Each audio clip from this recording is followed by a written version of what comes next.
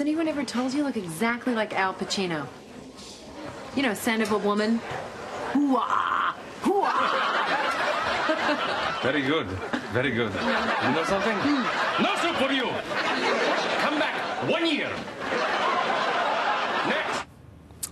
4 words that still stand the test of time. The Soup Nazi, Larry Thomas. Surprised you saw that clip coming in for the interview? Yeah, usually they show the opening clip, the first scene, and in that scene where the girl grabs the bag away from George, I always have to explain that, you know, she deserves credit because she was an extra.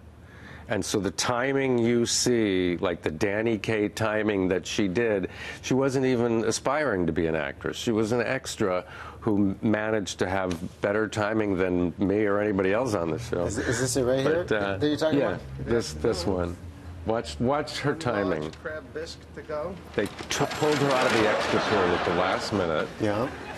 I love the full analysis. Oh, no, that's not the one. It's not the one? It's the opening scene where she takes the bag away and hands him money at the side, and she does this two-handed thing. That's where all the laughs came from. Are you amazed, Larry, this many years later, the reaction you still receive? I mean, you look at television today, the opportunities for so many great programs of what people remember, and I've heard you talk about the fact that it was 2 episodes, the main one and the finale that you appeared on, and people essentially thought you were on many episodes of Seinfeld. Yeah, well, you know, it was because of the way the episode was written. Spike Feresten, who was a first-time writer on the show, was basically challenged to write an episode by himself that they would use.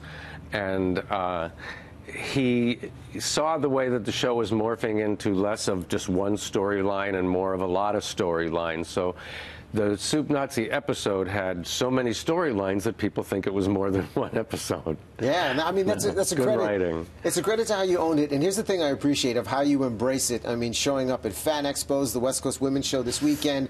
How did Larry David truly turn it around for you of saying, I'm sure everybody comes up and says, can you do the line? Can you do the 4 words? How did he give you perspective on embracing it? It was Larry David, because right after the show, the first episode, the first, thing I decided was don't ever get caught trying to say no soup for you, because it won't sound the same. It won't be the same. You'll be a bad water cooler impression of yourself. And so I just absolutely refused. If anyone asked me, I would go like, I can't do that, you know. And then when I got called back almost 3 years later to do the finale, the very first thing we shot was me pulling a bowl away from Rennie Santoni, who played Poppy when he wanted like salt and pepper or whatever. And Jerry and Larry said, there won't be any sound, there won't be any voices during this this scene, but you got to say it out loud because we have to see your lips moving and whatever. And I was scared to death. I thought, okay, I'm gonna blow it. They're gonna fire me, hire Tony Shalhoub, and it's all over, you know. And so I just took the bowl away and yelled, "No soup for you!" And they had, you could hear the cameraman just going like,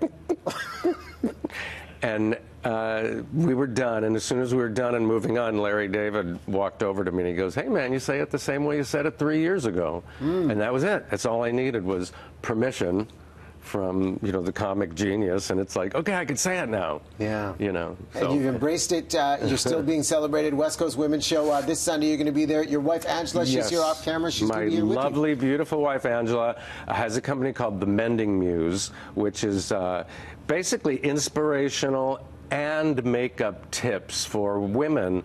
There's a deck of cards there are 30 cards dedicated to a card a day for an inspirational tip, a makeup tip, something to turn your day around. And then there are like 6 cards we did together, like soup stuff that are just thrown in there for fun.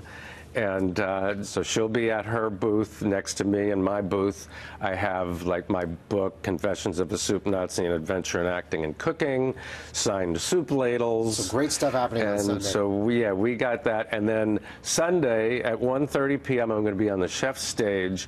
and we're going to make soup and sample soup, and it's being hosted by the Starfish Pack program, which feeds school children in Abbotsford, like 400 children that can't afford to eat lunch. Well, listen, it's a pleasure to have you on the show. Check them out this Sunday, West Coast Women's Show. Always a great job, Larry. Pleasure. Thank you very much. One more time, straight to camera. Can you give it to us?